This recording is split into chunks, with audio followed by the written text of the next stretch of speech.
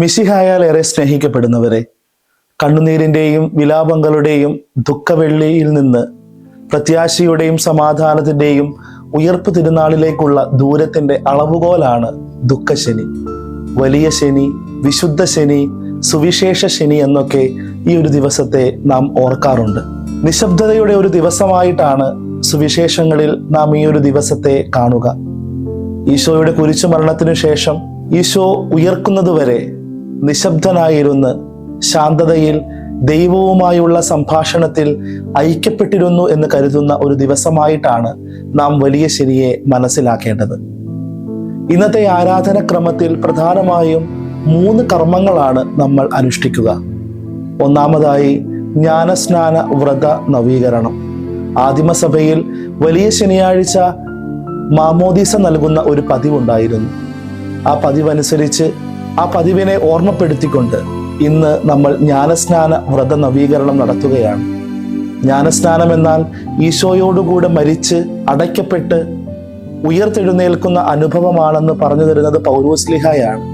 ആ ഒരു വിചിന്തനത്തോട് ചേർത്ത് ക്രൂശിതനായ ഈശോയോടുകൂടെ മരിച്ച് ഒരു ദിവസം അടയ്ക്കപ്പെട്ട് 3-ാം ദിവസം ഉയർപ്പ് തിരുനാളിന്റെ അന്ന് ക്രിസ്തുവിനോടുകൂടെ ഉയർത്തെഴുന്നേൽക്കുന്ന അനുഭവമാണ് മാമോദീസ, ജ്ഞാനസ്നാനം എന്നതിനെ ഓർമ്മപ്പെടുത്താനാണ് ഇത്തരത്തിൽ ജ്ഞാനസ്നാന വ്രത നവീകരണം നാം നടത്തുക. ഈ ജ്ഞാനസ്നാന വ്രത നവീകരണത്തെ ഓർമ്മപ്പെടുത്താനാണ് പുതിയ വെള്ളം നാം വെഞ്ചരിക്കുന്നതും ആ വിശുദ്ധ ജലം ജനങ്ങളുടെ മേൽ തളിച്ചുകൊണ്ട് വൈദികൻ പ്രാർത്ഥിക്കുന്നതും. നാം ആ ജലമൊക്കെ കുപ്പിയിൽ ശേഖരിച്ച് വീട്ടിൽ കൊണ്ടുവന്ന് വീടിനെ വിശുദ്ധീകരിക്കാറൊക്കെയുണ്ട്. ഇതുപോലെ ക്രിസ്തുവിന്റെ പരിമളം പരത്തുന്ന, ക്രിസ്തുവിന്റെ സാന്നിധ്യമായി മാറി ക്രിസ്തുവിന്റെ സ്നേഹം പങ്കുവയ്ക്കുന്ന വിശുദ്ധ ജലമായി നമ്മുടെ ജീവിതങ്ങളെ മാറ്റേണ്ടതുണ്ട് എന്നുള്ള വലിയ ഓർമ്മപ്പെടുത്തൽ ദുഃഖശനിയാഴ്ച നമുക്ക് തരുന്നുണ്ട്.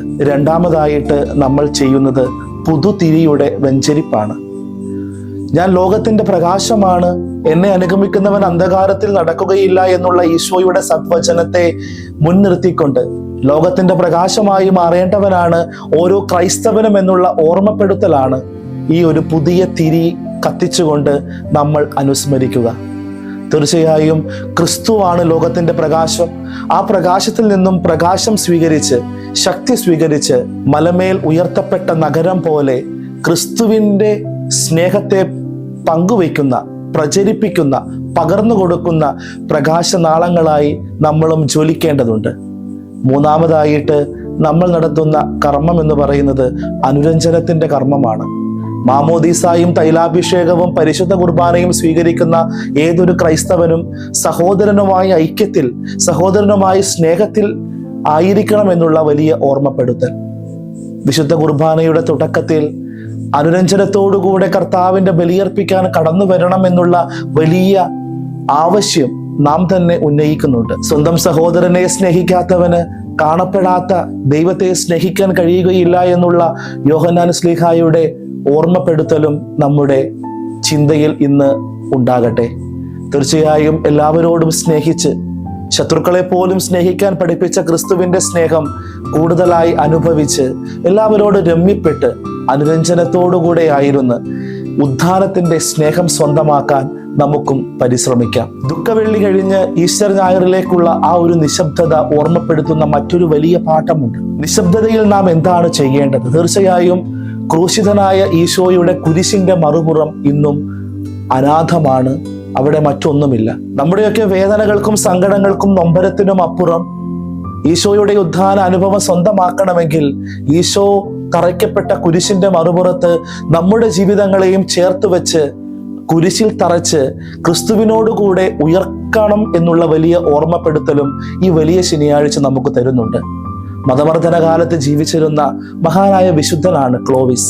അദ്ദേഹം മതവർദ്ധന കാലത്ത് ക്രൈസ്തവർ തങ്ങളുടെ വിശ്വാസത്തെ നെഞ്ചോട് ചേർത്ത് പിടിച്ച് ഈശോയ്ക്ക് വേണ്ടി മരണം പോലും വരിച്ചത് കണ്ടപ്പോൾ അദ്ദേഹത്തിനും ക്രൈസ്തവനായി ക്രിസ്തീയ വിശ്വാസത്തിലേക്ക് കടന്നു വരാൻ ഒരാഗ്രഹം. അദ്ദേഹം അങ്ങനെ മെത്രാനച്ചന്റെ അടുത്തു ചെന്ന് അതിനുള്ള അനുവാദമൊക്കെ ചോദിച്ചു. മെത്രാൻ ക്ലോവിസിനോട് പറഞ്ഞു, ഞാൻ നിനക്കൊരു ബൈബിൾ തരാം, നീ ആ ബൈബിൾ ശ്രദ്ധാപൂർവം വായിച്ച് 1 മാസം കഴിഞ്ഞ് എൻ്റെ അടുക്കൽ വരണം. അപ്പോൾ ഞാൻ നിന്നോട് ഒരു ചോദ്യം ചോദിക്കും. അതിന് നീ ഉത്തരം കറക്റ്റ് ആയിട്ട് പറഞ്ഞാൽ തീർച്ചയായിട്ടും ഞാൻ നിന്നെ ക്രിസ്തീയ വിശ്വാസത്തിലേക്ക് സ്വീകരിക്കാം. അങ്ങനെ 1 മാസത്തെ പരിചിന്തനത്തിനും പഠനത്തിനും ശേഷം ഈ ക്ലോവിസ് തിരികെ മെത്രാനച്ചന്റെ അടുത്ത് വരുന്നു. മെത്രാനച്ചന്റെ ചോദ്യം ഇതായിരുന്നു: ക്രിസ്തു ക്രൂശിക്കപ്പെടുന്ന സമയത്ത് നീ അവിടെ ഉണ്ടായിരുന്നെങ്കിൽ എന്തായിരിക്കും നിന്റെ പ്രതികരണം? അപ്പോൾ ക്ലോവിസ് വളരെ അഭിമാനത്തോടുകൂടെ പറഞ്ഞു, ഞാൻ അന്ന് അവിടെ ഈശോയുടെ കൂടെ ഉണ്ടായിരുന്നെങ്കിൽ യഹൂദരെയും പടയാളികളെയും എല്ലാം തകർത്ത് അവരെയെല്ലാം തോൽപ്പിച്ച് ഞാൻ എൻ്റെ ഈശോയെ കുരിശിൽ നിന്നും രക്ഷിക്കുമായിരുന്നു. മെത്രാൻ ക്ലോവിസിനോട് പറഞ്ഞു, നീ ശരിയായിട്ടല്ല ഉത്തരം പറഞ്ഞത്. 1 മാസം കൂടെ സമയം തരാം, നീ ഒന്നുകൂടെ ശ്രദ്ധാപൂർവം ബൈബിൾ വായിക്കണം. 1 മാസം കഴിഞ്ഞ് വീണ്ടും വന്നു, ഇതേ ചോദ്യം തന്നെ ചോദിച്ചു. അപ്പോൾ ക്ലോവിസിന്റെ ഉത്തരം, ഞാൻ യഹൂദരെ തല്ലില്ല, യഹൂദരെ തകർക്കില്ല, അവരെ തോൽപ്പിക്കില്ല, പടയാളികളെ ഒന്നും ചെയ്യില്ല, മറിച്ച് സൂത്രത്തിൽ ഞാൻ എൻ്റെ ഈശോയെ അവിടെ നിന്ന് രക്ഷിക്കും. പക്ഷേ മെത്രാനച്ചൻ ആഗ്രഹിച്ച ഉത്തരം അതും അല്ലായിരുന്നു. അങ്ങനെ വീണ്ടും 1 മാസത്തേക്ക് ക്ലോവിസ് നിർബന്ധിതനായി തൻ്റെ പഠന മേഖലകളിലേക്ക് കടന്നു പോവുകയാണ്. കൂടുതൽ വിജ്ഞാനത്തോടുകൂടെ ക്ലോവിസ് തിരികെ വന്ന് മെത്രാനച്ചന്റെ ചോദ്യത്തിന് ഇപ്രകാരമാണ് ഉത്തരം പറഞ്ഞത്: ഞാൻ യഹൂദരെയും പടയാളികളെയും തോൽപ്പിക്കില്ല, അവരോട് ഒരു വാക്കുപോലും പറയില്ല, മറിച്ച് ഞാൻ അവരോട് ഇപ്രകാരം അപേക്ഷിക്കും, എന്നെയും ഈശോയുടെ ആ കുരിശിന്റെ മറുപുറത്ത് ചേർത്ത് കുരിശിൽ തറയ്ക്കണമേ എന്ന്.